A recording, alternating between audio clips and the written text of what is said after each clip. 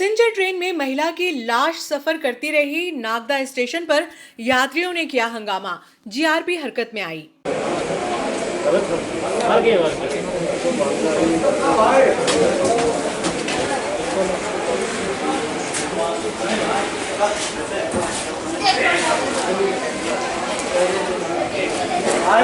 Vadodara Kota passenger train में एक महिला की लाश सफर करती रही और रेल कर्मियों को मामले की भनक तक नहीं लगी।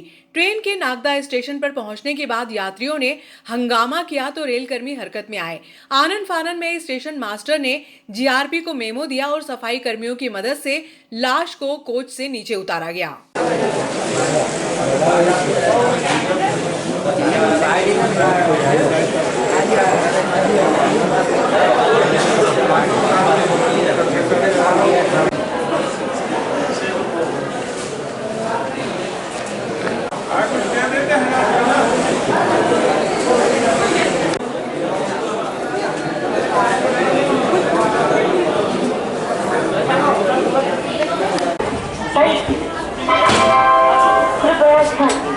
गाड़ी संख्या 22196 बांद्रा से चलकर उज्जैन, गुना, शिवपुरी, ग्वालियर के रास्ते झांसी को जाने वाली प्लेटफॉर्म क्रमांक। वडोदरा से चलकर कोटा जाने वाले पैसेंजर ट्रेन में एक महिला की लाश मिलने से मंगलवार की शाम को नागदा स्टेशन पर हड़कंप मच गया। ट्रेन के रुकते ही कुछ यात्रियों ने आनन फानन में कोच खाली कर दिया। स्टेशन पर तैनात आरपीएफ के जवान मामले को समझ ही नहीं पाए।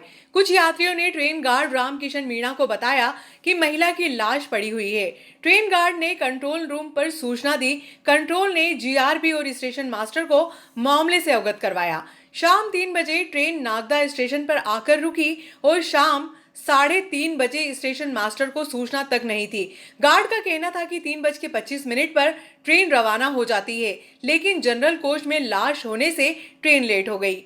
शाम लगभग 4 बजे जीआरपी का स्टाफ मौके पर पहुंचा और सफाई कर्मियों की मदद से लाश को नीचे उतारा।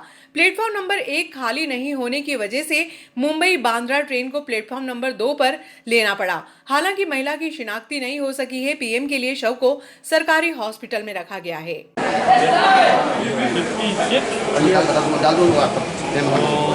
ड्राइवर का नाम क्या? व्हाट्सएप के नंबर क्या लिखा है? गाड़ी पूरा क्यों नहीं लिखा? पूरा तो है क्या लिखा है?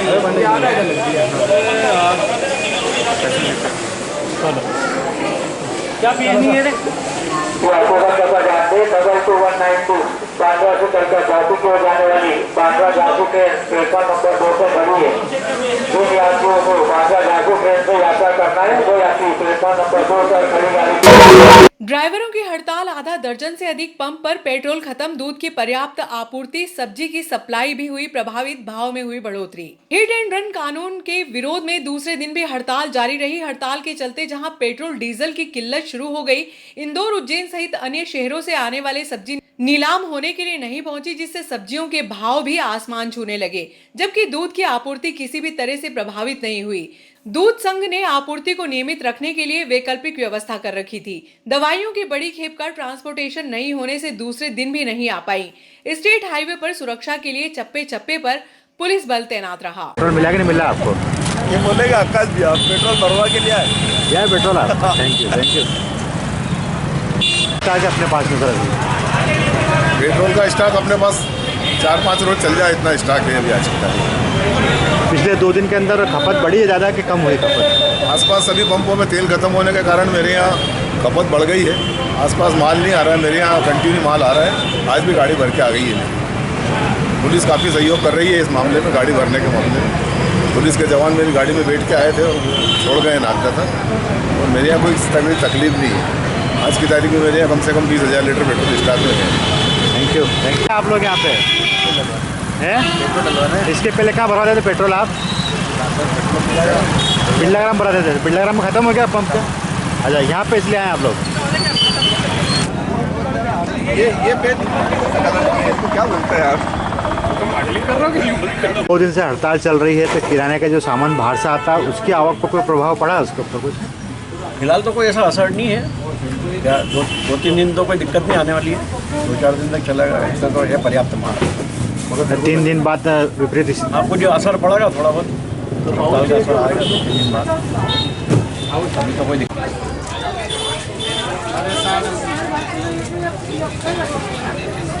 मिर्ची 60 रुपए किलो हो गई है। पहले कितनी थी? 30 रुपए किलो थी मिर्ची।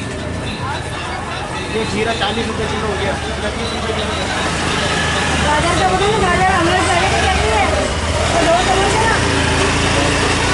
2 दिन से ट्रकों की हड़ताल चल रही थी, इसमें मंडी में कुछ आवक में फर्क पड़ा, इसके अंदर कुछ हाँ, बहुत काफ़ी बड़ा है। सब्जी में कुछ फर्क पड़ा, सब्जी के भाव में कुछ? सब्जी के भाव में बढ़ गए 10-20 रुपए एक सब्जी के ऊपर। हाँ 10 रुपए बढ़ गए, 5 बढ़ गए, किसी 20 बढ़ गए, किसी 10 बढ़ गए। कहाँ की मंडी से यहाँ पे माल आता था और कहाँ का माल नहीं आया यहाँ पे? इंदौर, रतलाम, उज्जैन, ये माल गाड़ियाँ नहीं आई, ट्रक नहीं आने के कारण काफ़ी परेशानी बढ़ रही है सब्जियों के अंदर।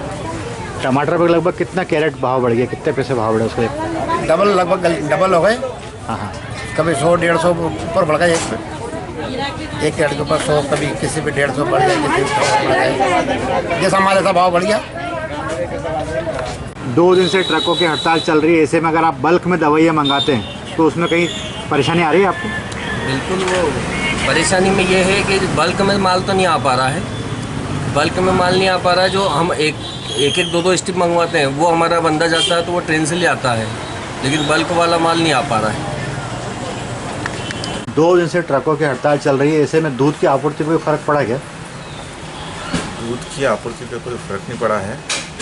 उज्जैन दुग्ध संघ से विशेष व्यवस्था की गई है, परमिशन लेकर लगातार ध्यान देकर सेवाओं को जारी रखा गया है और अतिरिक्त सुविधा के लिए भी उन्होंने हमें वाहन उपलब्ध करा रखे हैं। शहर में किसी प्रकार की कोई भी असुविधा नहीं हो जनता को, उस हिसाब से पूरी व्यवस्था उज्जैन दुग्ध संघ सांची द्वारा की गई है और न कोई कालाबाजारी हो इसकी भी व्यवस्था व्यवस्थित की गई है। जनता कहीं से कहीं तक परेशान नहीं हो, इसकी पूरी जवाबदारी शासन ने और सहकारी संस्था ने निभाई है। इसके लिए मैं संस्था को धन्यवाद देना चाहता हूँ। 2 दिन से ट्रकों की हड़ताल चल रही है, ऐसे में किराने की आवक कहीं ना कहीं किसी रूप से प्रभावित हुई क्या? हाँ बिल्कुल हुई है सर।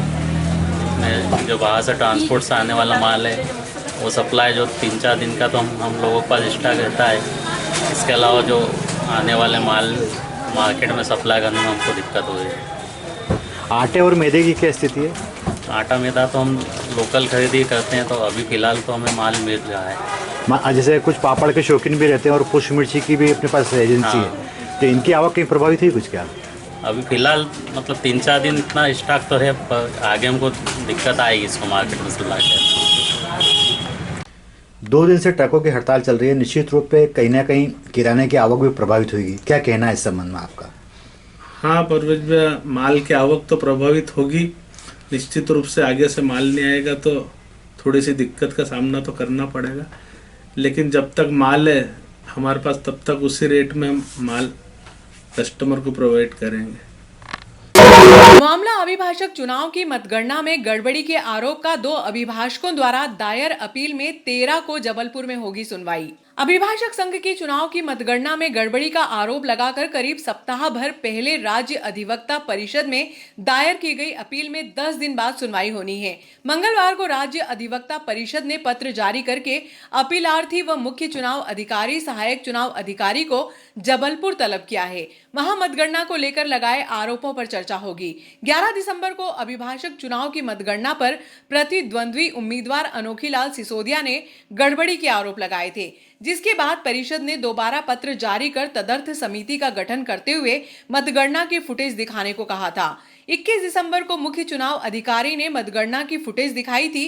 इसके बाद अनोखी लाल सिसोदिया व कुतुबुद्दीन कुरैशी ने 27 दिसंबर को मुख्य चुनाव अधिकारी लईक अहमद अंसारी, सहायक चुनाव अधिकारी राजेश तिवारी, दीपक नेगी के विरुद्ध अपील दायर की। इसमें 13 जनवरी को जबलपुर में बैठक होनी है।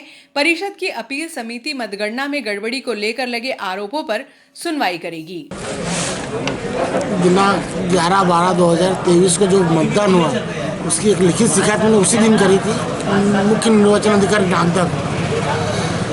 उसके बाद हमने अपील करी जबलपुर में हमको जो अपील करी उसकी एक कापी हमने वहाँ पे दी, एक कापी हमारे पास रखी है और उन्होंने जो नोटिस पहुँचाए हैं हम 2 जनों के द्वारा आवेदक हुए अनोखीलाल सिसोदिया और कुतुबुद्दीन और विरुद्ध में पार्टी बनर लईक अहमद अंसार, राजेश तिवारी और दीपक सिंह नेगी, इन अधिवक्ताओं को दिनांक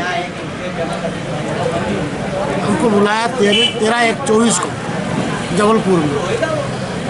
हम दोनों अभिभाषकों और 3 इन्हीं को इनको बुलाया इसी बात पे कि इन्होंने चुनाव में जो धांधली करी थी, जो वोटिंग मिलाई थी, हमको बोले कि 3 से 3:30 तक लंच हो गया। उसी बीच हम तो सब बाहर आ गए और उसके बाद इन तीनों ने जो वोटिंग मिलाई उसका परिणाम स्वरूप हमको जबलपुर बुलाया 13/1/24 को बुलाया है, जिसमें हम उपस्थित हुए वहाँ पे 13/1 को। वो सामने वाली पार्टी को भी, इनको तीनों निर्वाचन अधिकारी को भी बुलाया है। नवीन कृषि उपज मंडी में निर्माण कार्य तेज गति से जारी।